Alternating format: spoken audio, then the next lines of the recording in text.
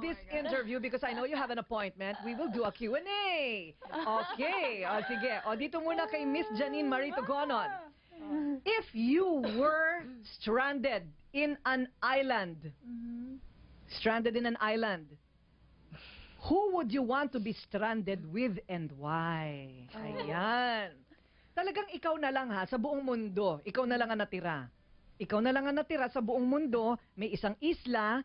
Sino ang kaisa-isang tao na gusto mong makasama habang buhay? Doon sa islang yon. That would probably be my mother. Why? Simply because when you're with your mom, you feel safe, and I know that we'll be able to survive in that island. With your mother. Ayan, o hindi ba? Ano na ito? Preview na ito ha, preview. O ikaw naman, you Nicole, who would you prefer to be stranded with on an island forever? Well, I think if you're on an island, there wouldn't be much entertainment, no TV, nothing to do. So I'd like to be with Dolphy? No, To make you laugh every day. Huh? No, my ultimate crush, Brad Pitt. Because I think it would be so entertaining. Entertaining daw, oh. Entertaining or sexy? Both. Well, you know what? You can procreate and populate the island. Why not?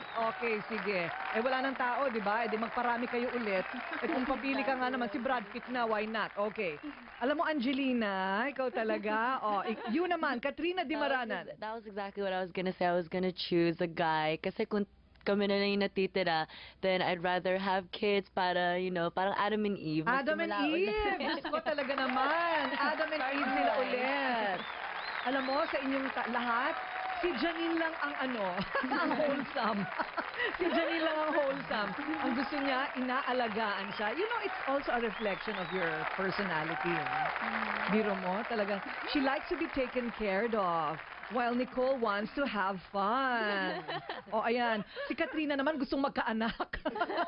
Motherly ang kanyang instincts. Diyos ko po. Well, anyway, thank you so much. That was fun. I know you're very busy. Part of being winners, kailangan talaga, no? Medyo busy-busyhan kayo. So, good luck to you. Thank you so Good luck to you. And whether or not you bring home anything, you are already winners, all right? Thank you. Ayan. You know you're winners.